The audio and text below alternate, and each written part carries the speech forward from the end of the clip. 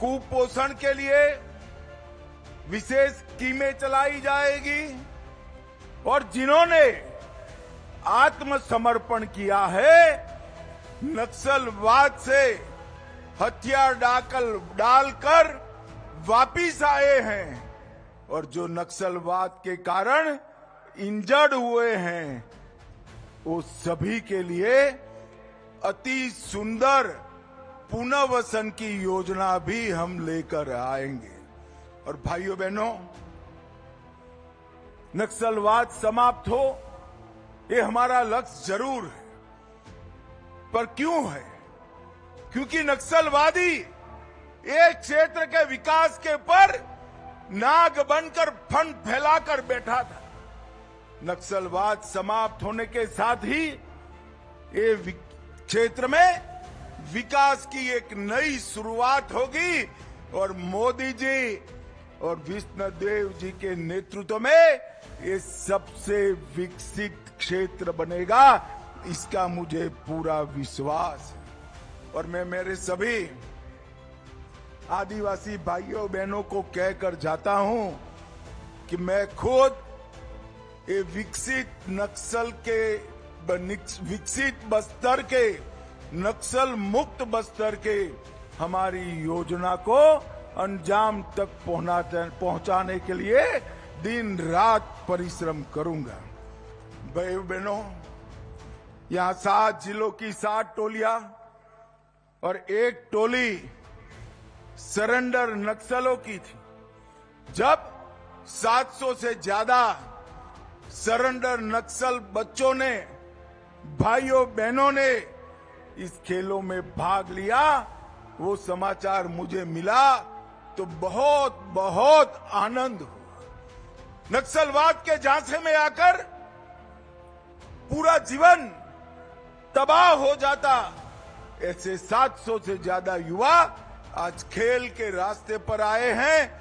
और अभी जो परेड हुई, इसमें शांति के प्रतीक ऐसे सफेद रंग के साथ सरेंडर किए हुए नक्सली खिलाड़ी 200 से ज्यादा संभाग स्तर पर आए हैं। ये हम सब के लिए बहुत बड़ी बात है। मैं सभी दर्शकों को कहना चाहता हूं कि हमारे सरेंडर नक्सली खिलाड़ियों के स्वागत में जोर से ताली बजाकर जरा इनका स्वागत करिए, हौसला अफजाई करिए। और मैं इस मंच से जितनी दृढ़ता के साथ ये कहना चाहता हूं कि 31/3/2026 को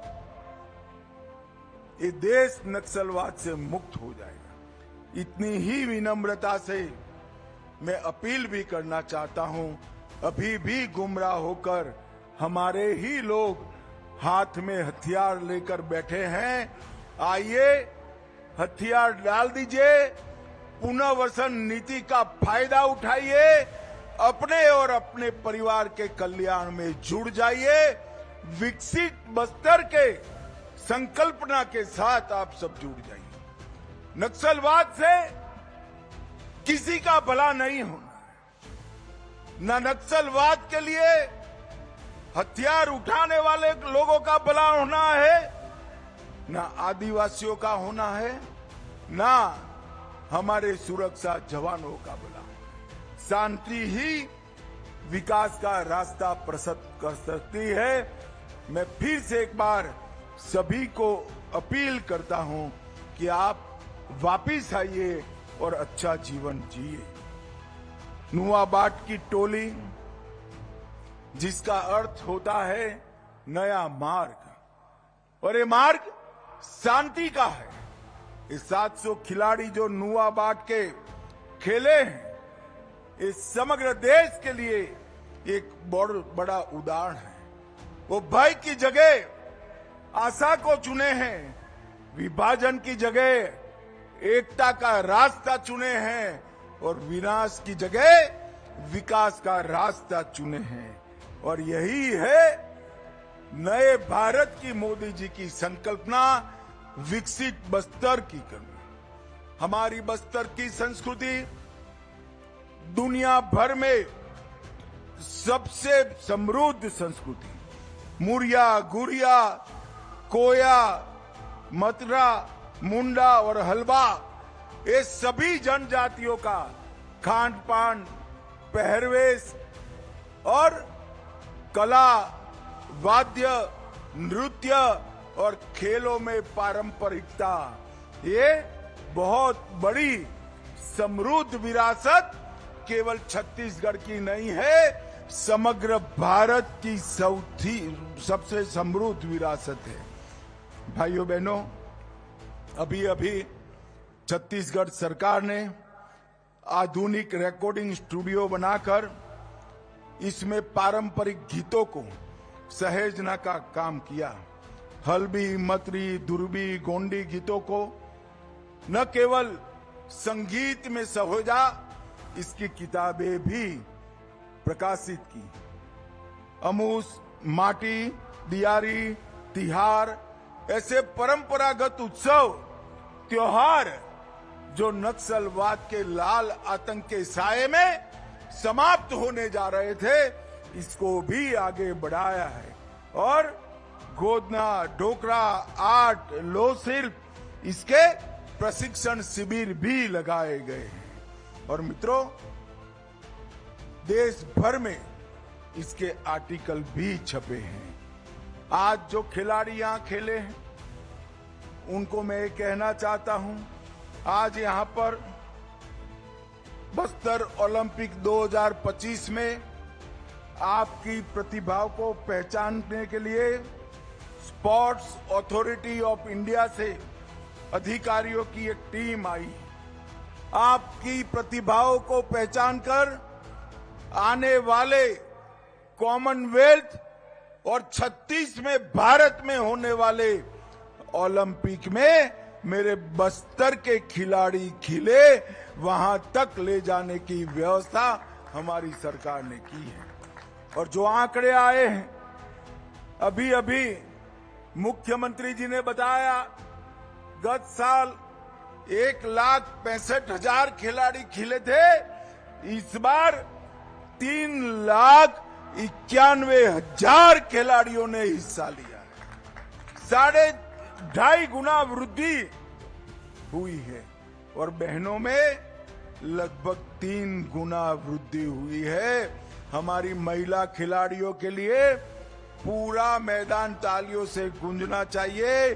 भाइयों से बच्चियों ने ज्यादा खेला है। और भाइयों बहनों, मैं आज आपको कहना आया हूं, ये आपका उत्साह आगे आने वाले दिनों में, चाहे बीजापुर हो, सुकमा हो, कांकेर हो, वहां 5 गुना से 7 गुना ज्यादा बच्चियों ने खेल में भाग लिया है। पहले जोन स्तर पर, फिर विकासखंड स्तर पर, फिर जिला स्तर पर और संभाग स्तर पर तीरंदाजी, athletic, kabaddi, badminton, football, hockey, karate, weight lifting, kho kho, volleyball, रस्साकशी, इसमें आप सबने हिस्सा भी लिया है और इनाम भी जीता है। और इसीलिए मोदी जी ने खेलो इंडिया ट्राइबल गेम के लिए हमारे छत्तीसगढ़ को चुना है। पूरे देश भर के ट्राइबल यहां खेलने आने वाले हैं। भाइयों बहनों, ये सब इसलिए संभव है कि क्षेत्र नक्सल मुक्त हो रहा है, बस्तर बदल रहा है। और जब 2026 में फिर से ओलंपिक होगी, तब हम आतंकवाद मुक्त बस्तर में 26 का ओलंपिक करेंगे। बस्तर अब भय नहीं, भविष्य का पर्याय बन चुका है। गोलियों की गूंज जहां पर थी, वहां स्कूल की घंटियां बज रही है। सड़क बनाना जहां स्वप्न था, वहां रेल और राजमार्ग बिछाए जा रहे हैं। और जहां पर लाल सलाम के नारे लगते थे, वहां भारत माता की जय के नारे लगे हैं। ये बहुत बड़ी बात है। मित्रों, हम सब विकसित बक्सर के लिए संकल्पित हैं। भाइयों बहनों, ये जो अभियान चला, इसमें छत्तीसगढ़ सरकार और भारत सरकार ने केवल हथियारी लोगों के साथ मुठभेड़ होती है, इनको मारना ही लक्ष्य नहीं रखा था। 2000 से ज्यादा नक्सली युवा सरेंडर करे हैं। और मैं आज ये कहना चाहता हूं कि हमारे आदिवासी समाज के प्रमुखों ने इसमें बहुत बड़ा योगदान दिया है। इनका मार्गदर्शन नक्सली युवाओं को ढाढ़स भी बंधाया है, हिम्मत भी दी है और राज्य सरकार भी आगे बढ़ी है।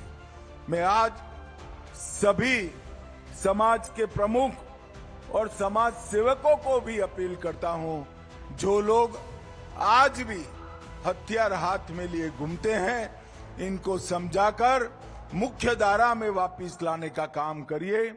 आज यहां पर अंत में कुछ खेल की फाइनल भी होगी, परंतु पूरे ओलंपिक में जो सभी खिलाड़ी खेले हैं वो सभी अभिनंदन के अधिकारी है। हारने वालों को 26 में जीतने की शुभकामना और जीतने वालों को मेरी बहुत बहुत बधाई।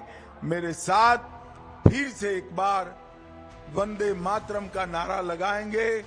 प्रचंड आवाज से बोलिए, वंदे वंदे वंदे भारत माता की।